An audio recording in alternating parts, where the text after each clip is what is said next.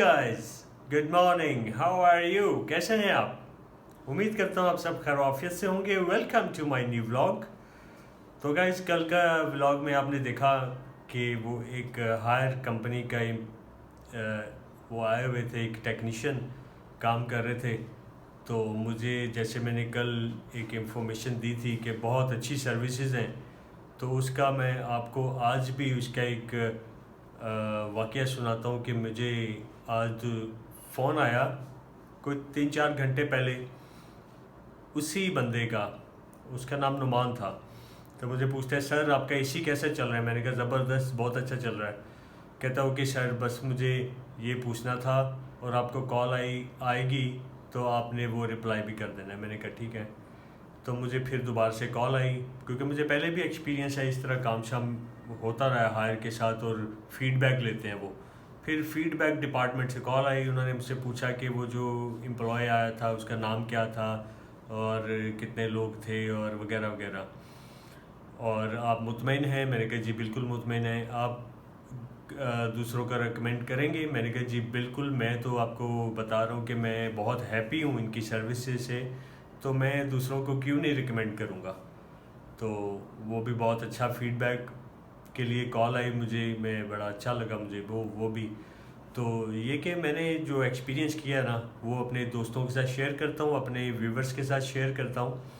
तो बहुत अच्छी सर्विसेज हैं हायर की, मैंने कोई और ऐसी सर्विसेज नहीं देखी। इतने एक्सपीरियंस से, इतनी ज़िंदगी में मैंने कोई ऐसी सर्विसेज नहीं देखी जो आजकल हायर की सर्विसेज हैं। बेस्ट सर्विसेज हैं गाइस। तो एक और एक्सपीरियंस शेयर करता हूँ आपके साथ। जैसा कि मैंने पहले भी जिक्र किया था, अगर आपने सुना है, तो एक हमारी को प्रॉपर्टी रेंट आउट भी है एक पार्क व्यू में। तो वहाँ पर मुझे एक बैड एक्सपीरियंस हुआ उस हवाले से।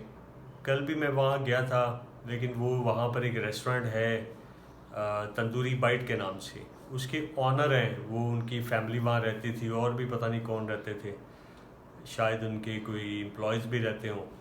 तो वो बहुत ही बुरा हाल हुआ था उसका। तो अभी तक उन्होंने 2 मंथ्स का रेंट भी हमारा नीचे लगा लिया हुआ है और की भी नहीं दे रहे वहाँ पर। क्योंकि वो रेनोवेशन के अभी लायक हो चुका है, रेनोवेशन होनी है उस घर की, कुछ मेंटेनेंस होनी है, उसके लिए कल बंदे गए थे, लेकिन वहाँ पर वो घर लॉक था। फिर मैं कल रात में गया, मैं उनसे कहा कि हमारे वो कुछ लोग आए थे यहाँ काम के लिए, तो उनको लॉक मिल रहा है, तो लिहाजा हमें जो की तो दे दें इसकी। तो कहने लगे कि मैं सुबह कल कोई भी आएगा तो साथ उनके रेस्टोरेंट के साथ एक स्टोर है, तो यहाँ मैं की पहुँचा दूँगा, तो यहाँ से ले लेंगे। तो वहाँ भी की नहीं आज पहुँची। अभी फिर मुझे जाना होगा वहाँ इवनिंग में, रात में, मगरिब के बाद, क्योंकि वो रेस्टोरेंट मगरिब के बाद ही ओपन होता है।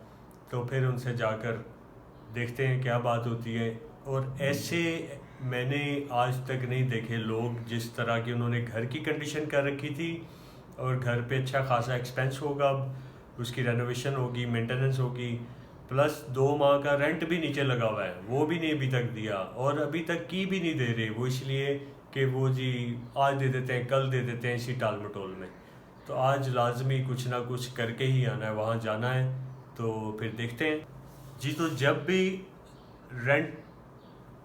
रेंट आउट करेंगे प्रॉपर्टी, तो इस चीज़ का मेक श्योर कर लें कि लोग कैसे हैं, प्रॉपर्टी जो आपके ले रहे हैं वो क्या रेंट अदा कर सकते हैं, वो काम क्या करते हैं, उनका रहना सहना कैसा होगा, रहन सहन कैसा होगा, उनका यूज़ कैसा होगा, वो लोग कौन हैं, सारी इंफॉर्मेशन ज़रूर कलेक्ट करनी चाहिए।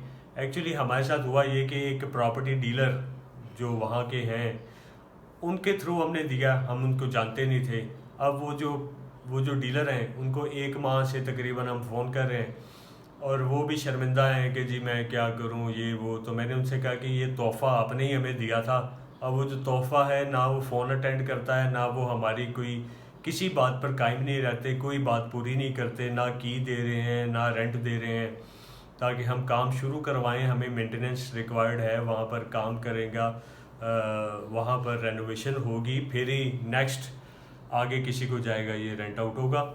तो वो भी आज उनके हाथ भी खड़े थे कि जी मैं क्या करूँ, अब वो मेरा भी फ़ोन नहीं उठाते वगैरह वगैरह। तो जब भी ऐसा कोई मौका आए, वाक़या हो, तो ज़रूर एक्सपीरियंस ये हुआ है कि चाहे डीलर के थ्रू हो, लेकिन आप उसके साथ एक 1 to 1 मीटिंग ज़रूर करें, उनसे एक मुलाकात करें, उनसे एक मीटिंग करें ताकि आप उनके बारे में जान सकें, उनसे खुद डायरेक्ट बैठकर बात की जाए, कैसे लोग हैं, क्या करते हैं, रहन सहन कैसा है उनका, ये सारा आप खुद डायरेक्ट जब आप सामने होंगे या आप अपने तौर पर जो चेक करेंगे, तो वो डीलर वो नहीं कर सकते। डीलर ने तो अपना कमीशन लेना है और साइड पे हो जाना है, तो लिहाजा इसमें ख़ुद भी इंटरेस्ट लेना चाहिए। ये चीज़ सामने आई है कि एक्सपीरियंस हुआ है कि ख़ुद ज़रूर मीटिंग रखें उनके साथ और फिर ये फ़ैसला करें कि आया कि इनको देना चाहिए या नहीं। अगर नहीं भी देंगे तो और बहुत मिल जाएंगे, लेकिन ऐसे बंदों को रेंट पर अपनी प्रॉपर्टी देनी नहीं चाहिए। तो देखते हैं, अभी शाम को जाएंगे तो फिर मैंने तो अब उनका एक मुलाजिम है, उसका फ़ोन नंबर दिया हुआ है, वह उससे बात करता हूँ। वो ख़ुद तो फ़ोन ही नहीं उठाते, ना वो ख़ुद उठाते हैं मियाँ साहब, और ना ही उनका बेटा है अली, वो भी नहीं उठाता फ़ोन। एक और राना मुर्तज़ा साहब, उनका नंबर भी उन्होंने दिया, उनसे मिलाया भी कि ये डील करेंगे, वो राना मुर्तज़ा साहब भी फ़ोन नहीं उठाते। तो फिर बंदा क्या कर सकता है ऐसे लोगों के साथ। लिहाजा कुछ ना कुछ तो करना ही पड़ेगा। आज देखते हैं।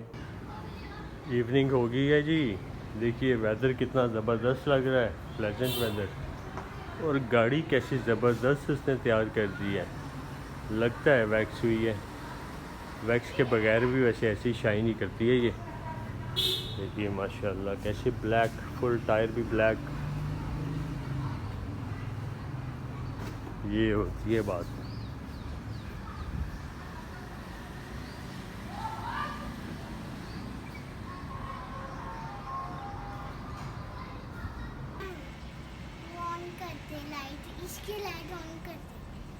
लाइट ऑटोमेटिक ऑन होती है, अभी नहीं हो रही है। देखो आइमा झूला झूल रही है। ऐसे क्यों कर रही हैं आप?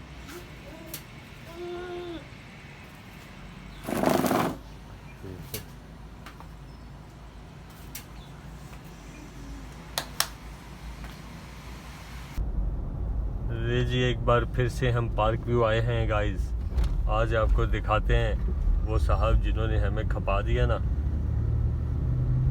वो उनका रेस्टोरेंट भी दिखाते हैं आज। पहले तो मैं सोच रहा था कि नहीं यार अच्छा नहीं लगता, लेकिन जितना उन्होंने हमें तंग कर दिया, तो फिर मैं सोचा कि लोगों को ज़रा अवेयरनेस देनी चाहिए, एक्सपीरियंस देना चाहिए, ताकि जो आपके साथ बीता है, एक्सपीरियंस हुआ है, वो दूसरों के साथ भी शेयर करना चाहिए, ताकि सबको पता होना चाहिए कि हमें कैसे निपटना है किन किन मामलात से।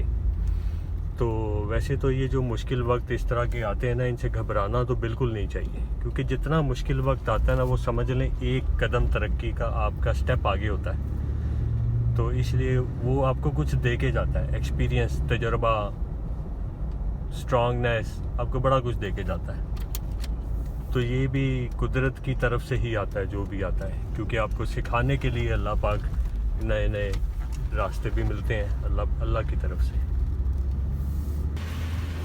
ये हमने अपना ताला लगा दिया और इसकी स्टोरी मैं आपको बाद में सुनाऊंगा। कब्ज़ा ले लिया आज, शुक्र अल्लाह का। चलिए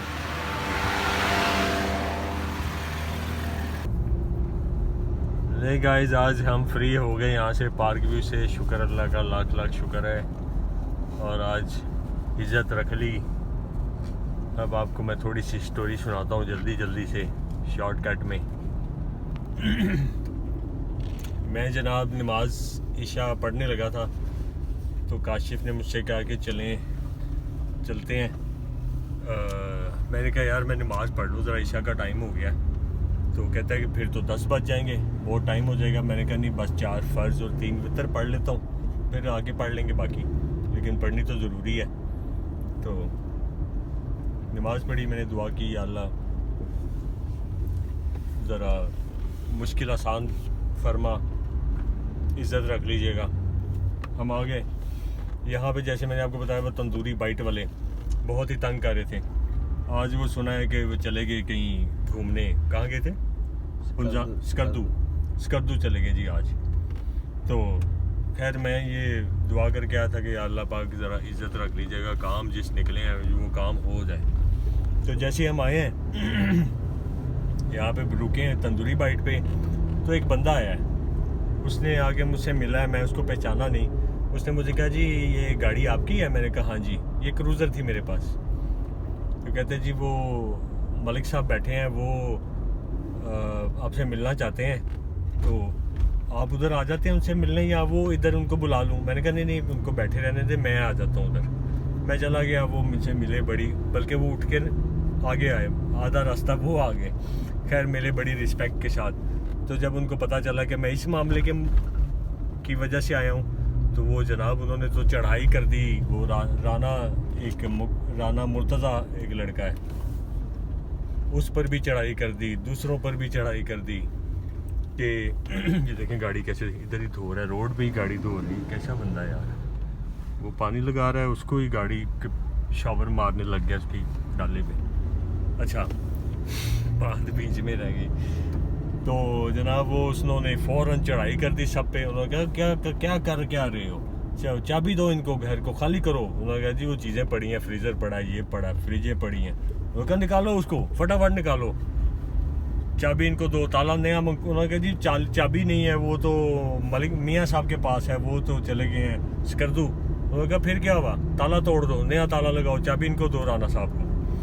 खैर उन्होंने कहा वो राना वो जो बैठ था, राना क्या मुर्तज़ा, उसको कहते हैं तुम जाते हो कि मैं फिर खुद ही ले आऊँ ताला?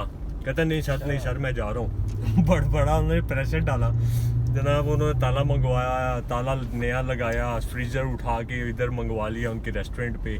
एक फ्रीज़र पड़ा है, वो कहते हैं जी हम सुबह उठा लेंगे। उन्होंने कहा चलो, हमने कहा चलें कोई बात नहीं ठीक है। कहते नहीं उठा के लाओ। मैंने कहा चलें सुबह उठा लें, ईजी हो गया। बेड भी एक पड़ा है, बंक बेड, वो भी उठाना है। मैंने कहा चलें कोई बात नहीं, वो सुबह उठा लेंगे।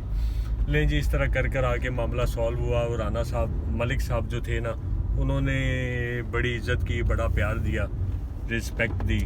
तो अल्लाह ने इज़्ज़त रख ली, खाना भी खिलाया, बारबेक्यू भी खिलाया, कोक भी पिलाई। तो बस ऐसा है, जब अल्लाह को आप याद रखते हैं ना, तो अल्लाह आपके लिए आसानियाँ पैदा कर देते हैं, आपके लिए वसीले बना देते हैं, आपके काम आसान कर देते हैं। तो अभी मैं काशिफ को ये स्टोरी सुना रहा था। ये काशिफ मेरे साथ है, वो देखिए पीछे कौन है। अच्छा, तो मैं काशिफ को यही स्टोरी सुना रहा था। मैंने कहा जब आपने कहा ना कि फिर तो लेट हो जाएंगे, नमाज़ पढ़ेंगे, तो मैंने कहा जब आपको कोई नमाज का टाइम हो ना, तो कोशिश करें जब कहीं निकल रहे हैं तो नमाज़ पढ़ के जाएं। क्योंकि जब आप नमाज़ पढ़ते हैं ना, तो अल्लाह पाक आपके जो मसले मसाइल जो प्रॉब्लम होती है ना, उसकी ज़िम्मेदारी खुद ले लेते हैं अल्लाह पाक कहते हैं कि आप मेरी नमाज़ पढ़ो, आपके जो मसले हैं या प्रॉब्लम है वो उसको सॉल्व करना, उसकी ज़िम्मेदारी मेरी। तो फिर आप ज़रा बेफिक्र हो जाया करें। नमाज जो पढ़ने वाले लोग हैं ना, जो 5 वक्त की नमाज़ पढ़ते हैं, वो फिर इजी हो जाते हैं, रिलैक्स हो जाते हैं। उनको पता होता है कि अब मैं जो ना, अल्लाह पाक मेरे मसले, मेरे प्रॉब्लम जो है वो सॉल्व करेंगे इंशाल्लाह।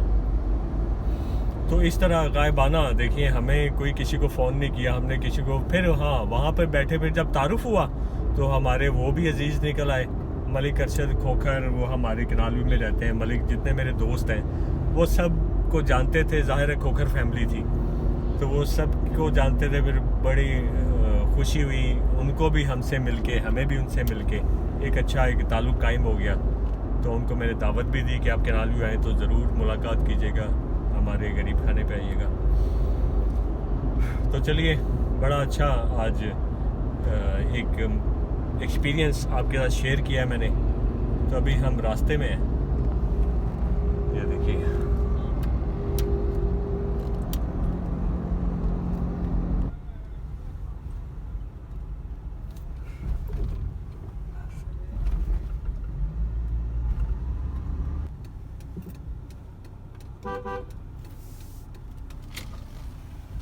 डोर बंद कर लेते हैं ताकि शोर बाहर ना जाए लिविंग में। जी गाइस, तो गाइस आज मज़ा आ गया, बहुत अच्छा लगा। जैसे आपने देखा वो मैंने बताया आपको मलिक साहब से मुलाकात हुई तो कुदरत कैसे आपको मिला देती है, ऐसे पुराने ताल्लुकात डेवलप हो जाते हैं। जब वो उनसे तारुफ हुआ तो बहुत सारे एक वो क्या कहते हैं रिलेशन निकल आया दोस्तों का, सबका। फैसल खोखर के वो मैंने जब बताया कि वो मेरा दोस्त है, मेरे घर भी आना जाना है, तो कहते वो तो मेरा भतीजा है। तो इस तरह और भी किनारे में जो हमारे और भी दोस्त हैं खोखर हैं, वो सब के जानने वाले इस तरह से निकल आए। तो जब आप किसी सही राह पर होते हैं, सही पटरी पे होते हैं ना, तो खुद ही अल्लाह पाक आपके रास्ते हमवार करते जाते हैं। तो गाइस आज का ब्लॉग यहाँ फिनिश करते हैं, कल एक नए ब्लॉग में मिलेंगे, तब तक इजाज़त दीजिए। दुआ में याद रखिएगा, चैनल को लाइक एंड सब्सक्राइब कर दीजिएगा। Thanks for watching, bye bye, take care, अल्लाह हाफिज़।